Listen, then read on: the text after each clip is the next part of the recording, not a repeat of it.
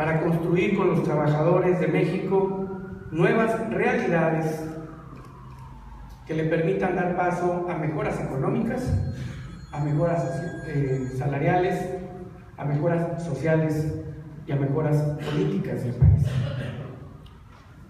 Quisiera transmitirles la felicitación sincera, respetuosa y solidaria del presidente de la República, de Enrique Peña, a todos y cada uno de los aquí presentes, que él sabe que el día de hoy, en este lugar y en este momento, estamos haciendo entrega de esta importante toma de nota que además cobra una relevancia mayor por tratarse del momento histórico que vive nuestro país.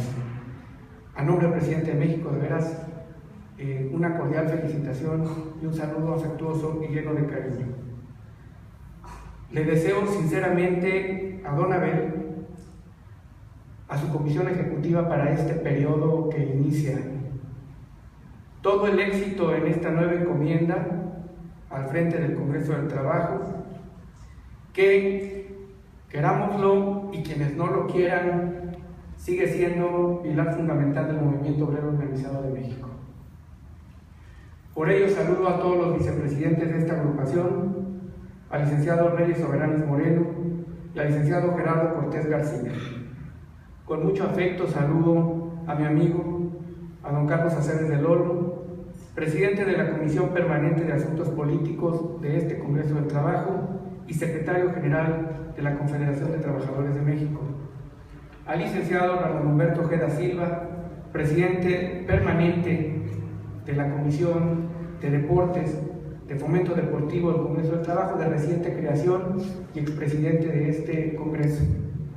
Saludo y felicito a los presidentes y vicepresidentes de las comisiones del Congreso del Trabajo. Todos ustedes representan un gran liderazgo y han hecho con las organizaciones que encabezan una gran contribución al desarrollo del país. Licenciado Rafael Abante Juárez, subsecretario del Trabajo, maestra Patricia Martínez Krams, subsecretaria de Empleo y Productividad Laboral, y maestro Ignacio Ruiz Salazar, subsecretario de Previsión Social. Muchas gracias por estar aquí. Licenciado Julio César Vanegas Guzmán, director general del Registro de Asociaciones, gracias y lo felicito por la eficacia del trabajo y espero que bajo esta subsecretaría y las áreas que lo están desarrollando siga haciendo un trabajo como lo merecen los mexicanos y lo demandan los trabajadores de México, eficaz, cordial, cercano y de apoyo a la clase obrera del país. Amigos de los medios de comunicación, el Congreso del Trabajo, su historia es larga y corta a la vez. Febrero de 1966, con 28 organizaciones que le dan origen, confederaciones, federaciones y sindicatos nacionales que deciden conformarse en una gran central, la Central de Centrales. El origen, además, de dos grandes organizaciones, una constituida, si mal no recuerdo, en 1955, que se llamaba, o le decían el Búho, un buró, y la otra en 1962, que era una Confederación Nacional de Trabajadores, y que le permitieron ir diseñando lo que hoy es nuestro Congreso del Trabajo, constituido, repito, en ese febrero de 1966. Y curiosamente, por eso digo que es larga y corta, registrado ante la Secretaría del Trabajo hasta el año 2000. Nació bajo tres pilares que hoy siguen estando absolutamente vigentes. Democracia como método para resolver, promover y continuar la vida de los trabajadores y de los sindicatos. El segundo, que tenía que ver con previsión social como una forma de defender los genuinos derechos de los trabajadores. Y el pilar central, que era el sindicalismo, como la mejor expresión de defender los derechos colectivos, que no se pueden defender de la misma manera como asuntos individuales de trabajo. ha tenido, como todas las grandes centrales petroleras en el mundo, altibajos, sus altas, sus bajas, sus muy bajas y sus muy altas, pero sin duda sigue vivo y sigue vigente y sigue siendo una piedra angular de diálogo, que por eso digo tiene un momento especial, porque en estas circunstancias tan cambiantes del país y del mundo, la necesidad de diálogo con interlocutores firmes, con interlocutores válidos, con interlocutores legítimos frente a su base, se vuelve indispensable. En un momento en el que el mundo, todos los paradigmas están puestos en tela de juicio, al menos en el mundo laboral. Si alguien me dice los sindicatos están creciendo en el mundo, lamentablemente la respuesta es no. Los sindicatos se están compactando, sobre todo los de las muy grandes empresas, inclusive empresas globales, porque el nuevo empleo en una situación de crisis que comenzó en 2008 no se está generando en las viejas empresas, en las grandes empresas, en las tradicionales empresas. Se está generando en las nuevas empresas, en las micro y pequeñas empresas. Entonces, el paradigma de crecimiento de los sindicatos no está ocurriendo y es lamentable. A eso hay que sumarle que se está en medio de una llamada cuarta revolución industrial, en la cual, con decrecimiento económico, la tecnología y las tecnologías de la información irrumpen con mucho vigor en la sustitución de la mano de obra de las líneas de producción. Y esa combinación, no crecimiento económico, cambios en el entorno tecnológico, hacen un cóctel explosivo. Se está pasando de la manufactura a la mentefactura. Y no se puede uno oponer a la rueda de la historia. Lo que tiene que uno aspirar a hacer es conducirla para que tenga un beneficio efectivo, que al final cualquier trabajo, cualquier tecnología, cualquier agrupación social, el final es mejorar las condiciones de vida de la gente. Ese es el paradigma en el que estamos ahorita inmersos. En materia de empleo, pues las cosas no pintan bien. Los datos de OIT señalan que de aquí a 5 años, acabamos de estar muchos de los aquí presentes en Ginebra, en esa asamblea, la 105. Los datos pintan a que de aquí a 5 años va a haber entre 5 y 50 millones de desempleados más en el planeta. Y la razón es que el crecimiento económico del planeta, del mundo en su conjunto, está menos de un punto abajo de lo que se tenía antes de 2008.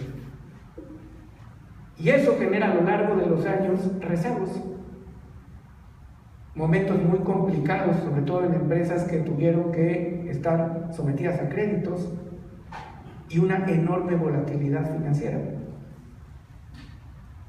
Dicho de otra manera,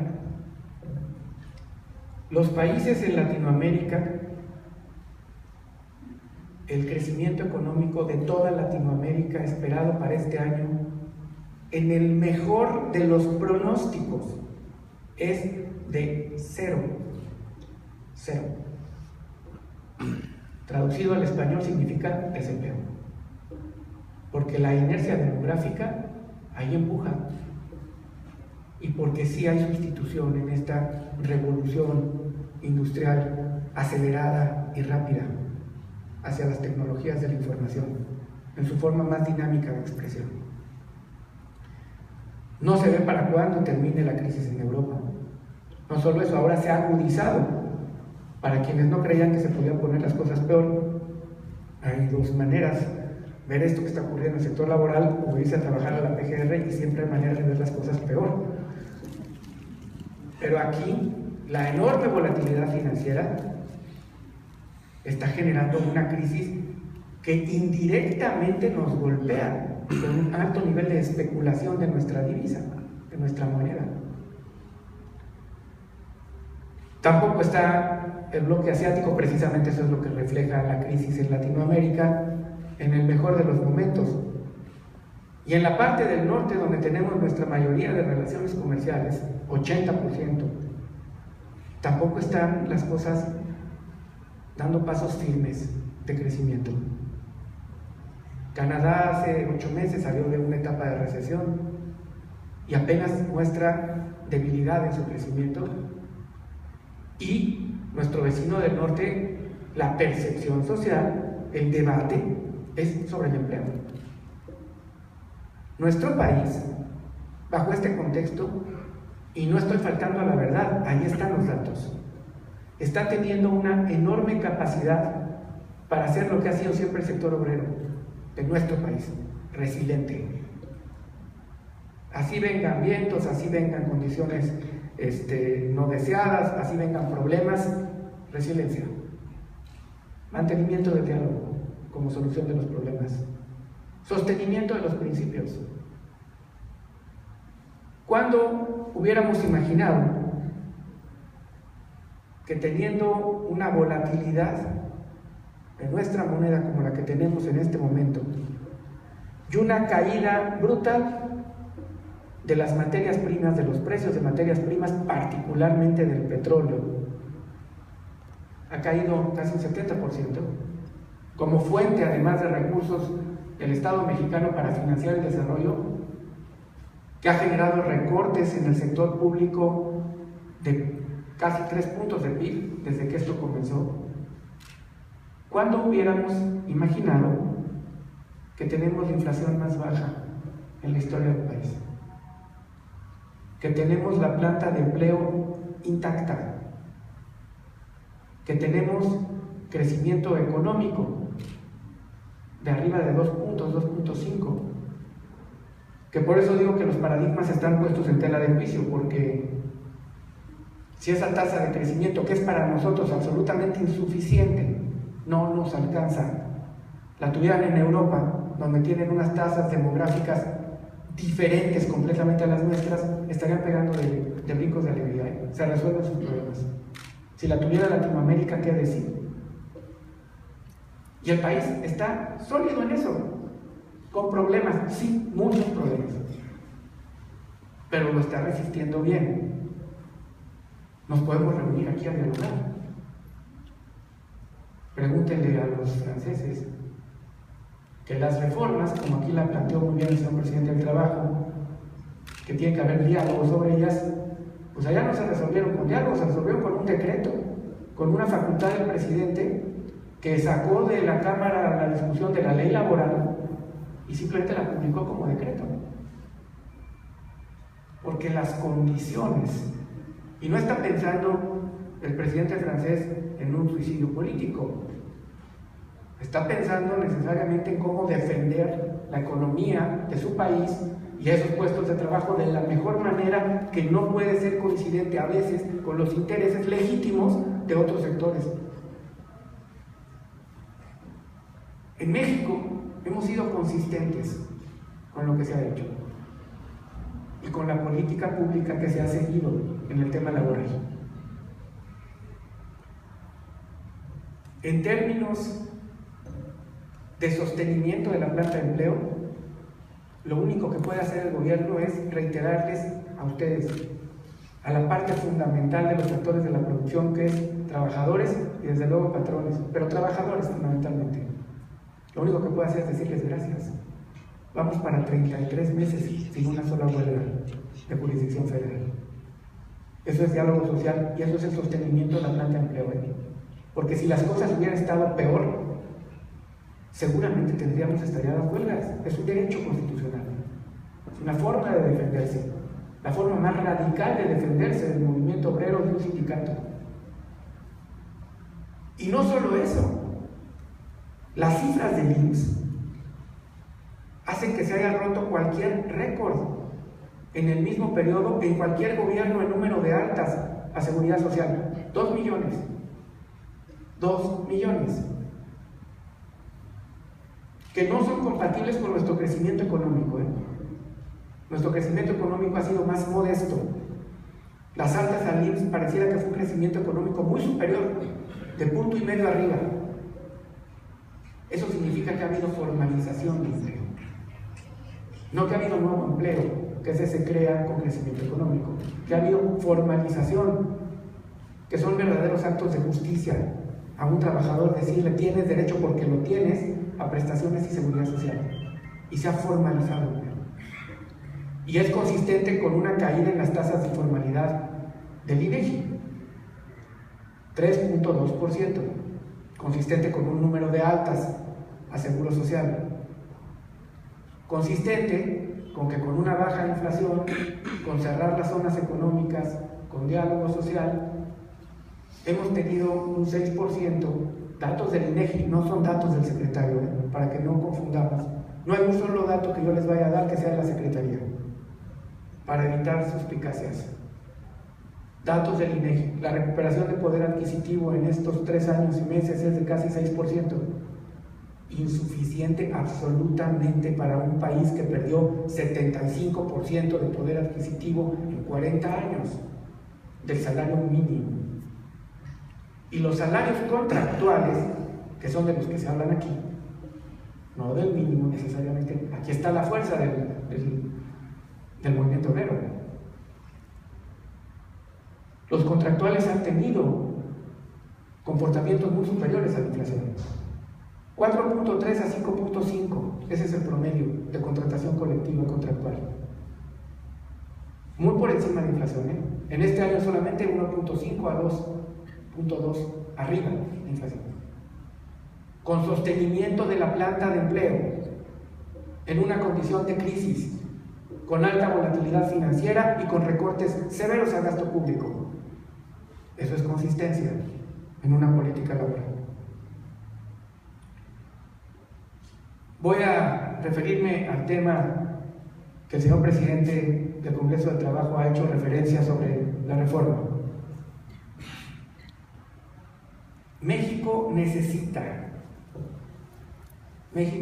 requiere de sindicatos fuertes, muy fuertes, muy sólidos. No son palabras, por eso queremos formalización de empleo.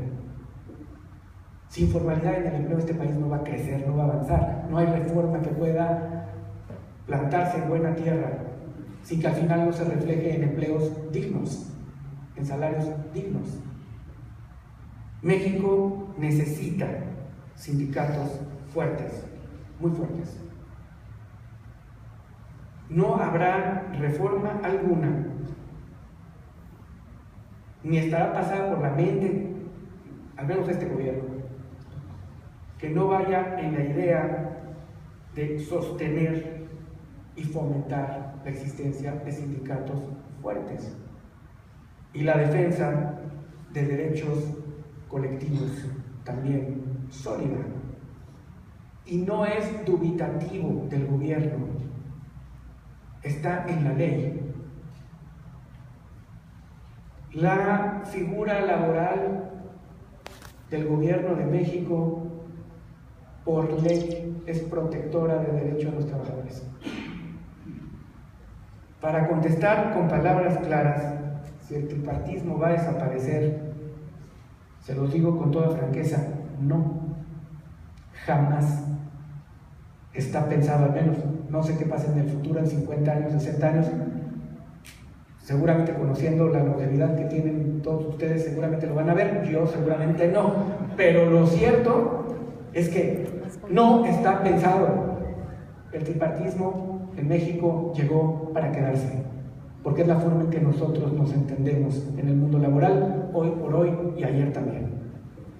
Y eso lo demuestra la existencia del Infonavit, la existencia del IMSS, la existencia del ISSSTE, la existencia del Infonacot, la existencia del CONSAR, la existencia misma de la CONASAMI. El tripartismo, como formas de expresión del movimiento laboral, llegó para quedarse. Y llegó para defender a los trabajadores. Profedet en estos 4 años que ha recuperado a trabajadores en lo individual 8.500 millones de pesos. En asuntos que tienen que ver con crédito de Infonacot, de 2000 a 2006, a estas alturas, en el mismo periodo, entre el periodo 2000-2006, en el periodo 2000-2004, se habían entregado de créditos de Infonacot 6.000 millones de pesos. En el periodo 2012-2014, periodo, no es cierto, 2006-2010, mismo periodo, 3 años y meses, se habían entregado 12.000 millones de pesos de créditos a trabajadores. De 2012 a 2014, se han entregado por Infonacot 42.000 millones de pesos, con tasas más bajas que esos 2 sexenios. Eso es el tripartismo hecho realidad. El presidente envió una reforma, una iniciativa de reforma constitucional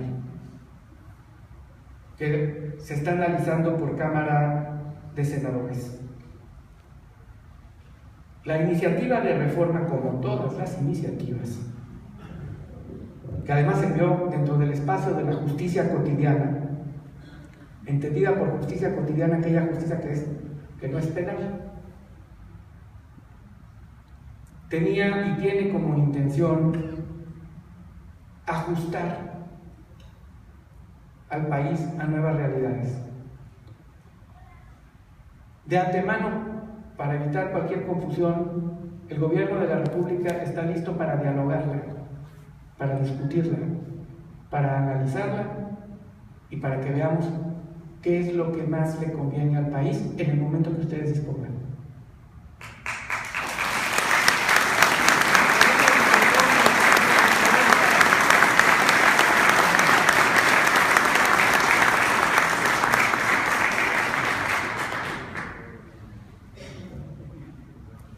¿Qué se analizó?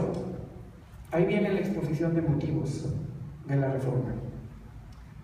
Se analizó muchas cosas que tenían que ver con lo que ha ocurrido dentro del marco de nuestra justicia laboral en los últimos años. En 1917, la fórmula que encontraron los constituyentes gigantes, verdaderos gigantes mexicanos, que tuvieron capacidad para sentarse y resolver un problema complejo, porque ahí no se trataba simplemente de sentarse en un ambiente de diálogo social, se trataba de pacificar a un país que traía 1 millón de muertos. Y de los constituyentes había primos, hermanos, sobrinos, hijos fallecidos en ese conflicto. En síntesis, había resentimientos, visiones encontradas, severas visiones encontradas, y encontraron una forma sabia de resolver los conflictos del orden laboral, que por cierto fueron los grandes detonantes de lo que se conoció como Revolución Mexicana, independientemente de las formas en que ésta se manifestó a lo largo y ancho del país. Cananea y Río Blanco, norte y sur, fueron detonantes por diferentes condiciones. Y la forma que encontraron fue recurrir a una figura que existía aún antes del 17 y que había dado buenos resultados en algunos estados, que eran las juntas de conciliación y de arbitraje, que se llamaban juntas laborales en aquel entonces, y que eran compuestas por un representante del patrón, un representante de los trabajadores, y en ese entonces entraba el Estado, el gobernante en turno de un Estado de la República, a resolverlas. Curiosamente, Yucatán tenía atrasos en términos del pacto social. Estaba en una zona lejana, Quintana Roo era un territorio, pero encontraron esa fórmula. Y la encontraron para dejar plasmada en la Constitución del 17 que los conflictos de naturaleza individual deberían ser resueltos por el Poder Judicial, por los tribunales del orden común, ni siquiera ser jueces federales, y que los conflictos colectivos se crearían juntas de resolución de conflictos que tomaron concreción hasta 1930, cuando se modifica la Constitución y se hace una modificación a la Ley Federal del Trabajo compleja, profunda, de 1931, si la memoria no me falla, que también ya a veces me falla. Ahí hubo una reforma de nuevo. Interesante también la exposición de motivos del ingeniero Pascual Ortiz Rubio, que decía, seguramente el hacer que también los conflictos individuales pasen a estas juntas de conciliación no van a resolver los problemas del mundo laboral. Es una fórmula que nos estamos dando para resolver los problemas de hoy. Y confío que en el futuro los mexicanos habrán de resolver nuevos enigmas complejos, dinámicos, que marquen la historia de México. Los enigmas nos llegaron en este momento. Las juntas han sido un pilar fundamental de la justicia laboral, pero junto con el Tribunal Agrario es la justicia más retrasada del país. Es la justicia que le tarda más en hacer justicia a la gente. ¿De qué? Y esa es la pregunta que hay que hacernos. ¿De qué le sirve a un sindicato tener la razón? Que se la den. Decía un maestro mío que para ganar un litigio había que acreditar 3 cosas. Primero, tener la razón. Segundo, saberla pedir.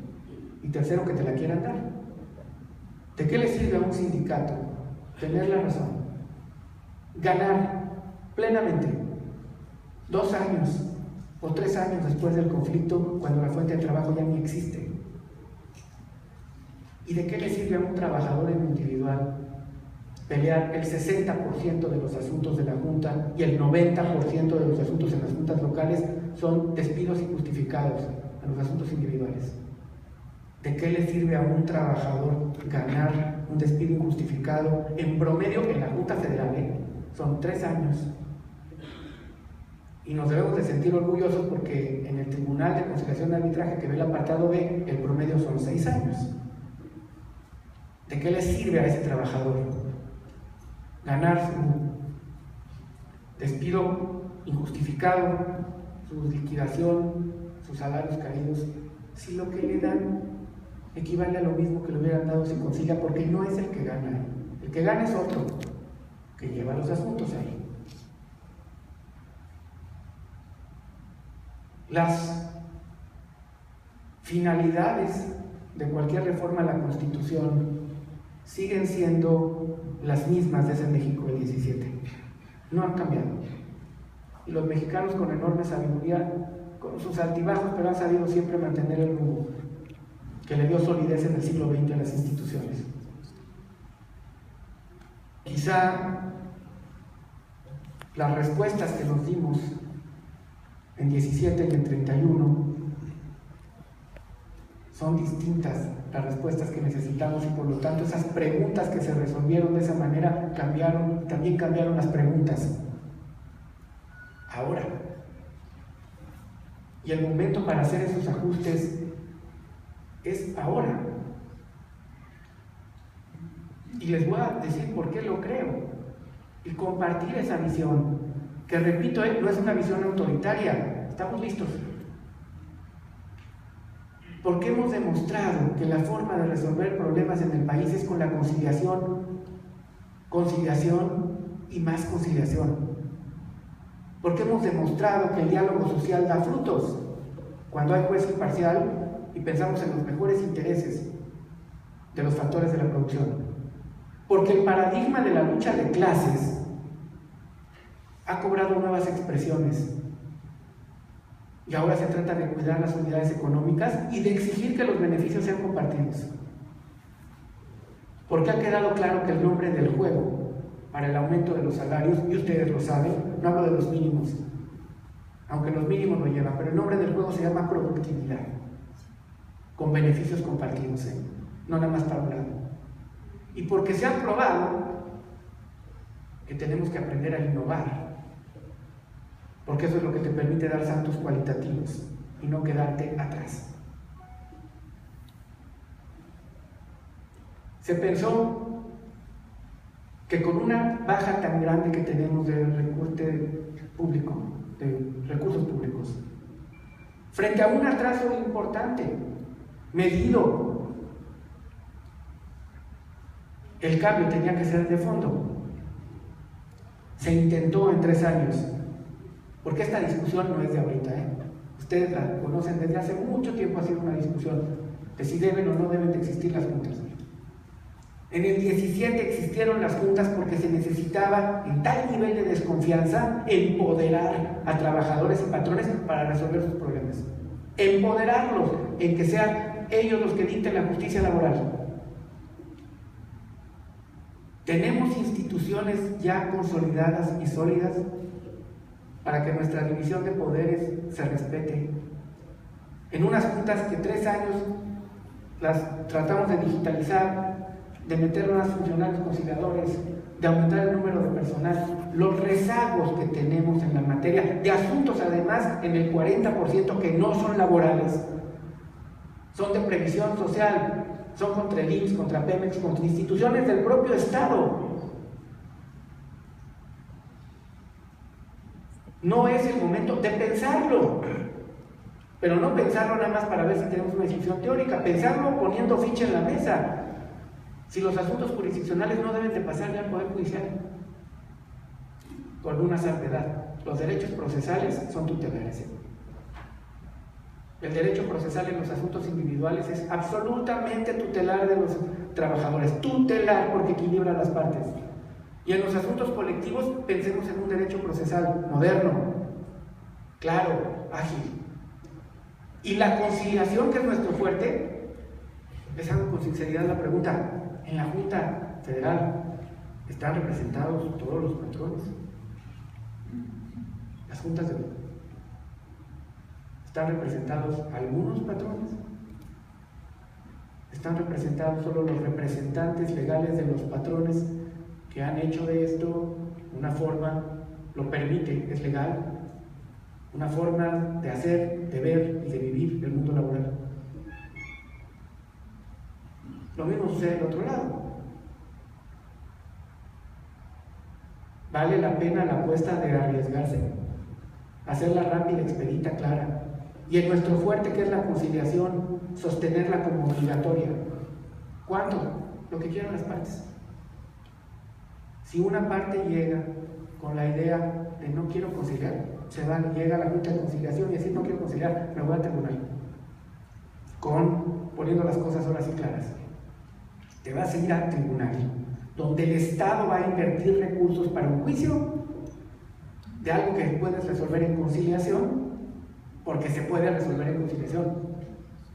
Y eso va a costar, y eso va a tener exigencias distintas, y se debe resolver rápido también.